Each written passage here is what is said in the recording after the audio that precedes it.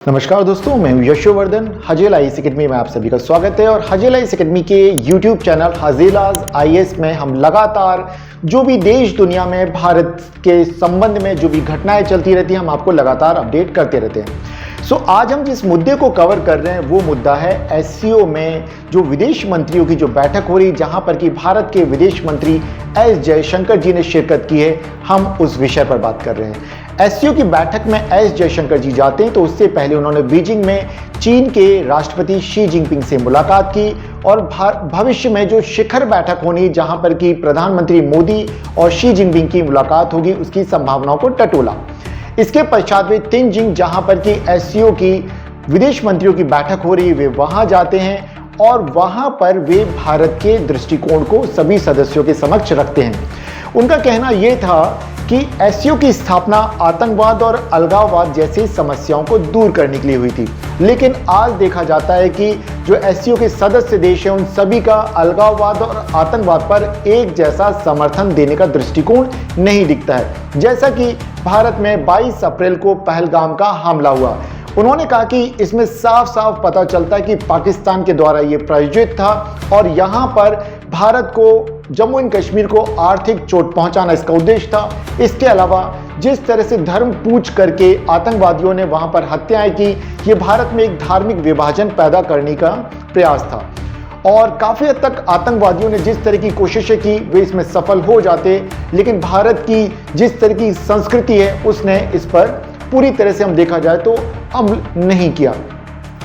तो दोस्तों, यहां में इस बात को आज समझना होगा कि क्या एससीओ उतना प्रासंगिक है या फिर भारत को क्वाड की तरफ देखना चाहिए या यूएसए की तरफ देखना चाहिए, जिससे कि भारत अपने लिए विश्वसनीय सहयोगी बना सके। लेकिन यहां पर एक चैलेंज दिखता है।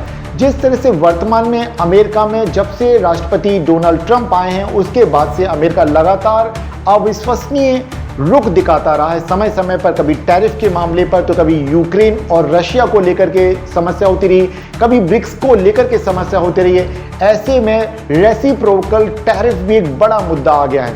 और अमेरिका में राष्ट्रपति डोनाल्ड ट्रंप की जिस तरह की एक नीति है, अमेरिकन फर्स्ट, ऐसे में कई बार शक पैदा होता है कि क्या भारत और अमेरिका के रिश्ते उतने अच्छे रहेंगे जैसा कि पिछली सरकारों के समय में रहे।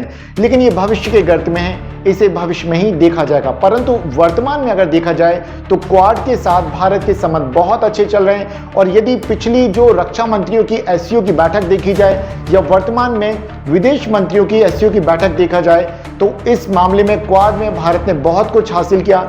जब भारत ने वहां पर संयुक्त वक्तव्य में आतंकवाद के मुद्दे को और पहलगाम की घटना को जब उसमें शामिल करवाया, तो उसको शामिल किया गया और सभी सदस्य देशों ने कहा कि वे आतंकवाद को किसी भी सूरत में स्वीकार नहीं करेंगे।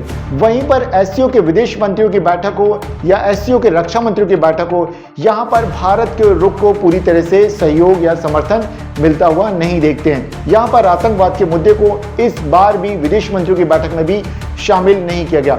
इससे कहीं ना कहीं चीन की मंशा और भारत की विदेश नीति पर भी प्रश्न चिन्ह पैदा होते हैं कि क्या हम एससीओ के जिस तरह से सहयोगी हैं, उसी तरह से अपेक्षित सहयोग मिल रहा है नहीं। क्या ब्रिक्स में भी भारत को दोबारा सोचना होगा कि चीन रशिया के साथ जिस तरह का सहयोग चल रहा है वो आगे कायम रह पाएगा या नहीं। तो ये भविष्य के गर्त में है, क्योंकि देखिए विदेश नीति कभी भी एक जैसी हमेशा नहीं रहती, वह समय के अनुसार लगातार बदलती रहती है। और विदेश नीति के मामले में ना तो कोई स्थायी शत्रु होता है, ना कोई स्थायी दोस्त होता है। तो साथियों, हम उम्मीद करते हैं कि भविष्य में धीरे धीरे करके जब प्रधानमंत्री मोदी और चीन के राष्ट्रपति शी जिनपिंग की जब मुलाकात होगी, तब तक इस समस्या से भी हम बाहर आ जाएंगे।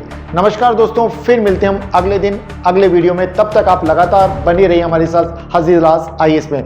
और यदि आपने अब तक हमारे इस वीडियो को पसंद किया और आपने अब तक सब्सक्राइब नहीं किया, तो हमारे इस चैनल को आप सब्सक्राइब कीजिए, लाइक कीजिए, शेयर कीजिए। नमस्कार दोस्तों, धन्यवाद।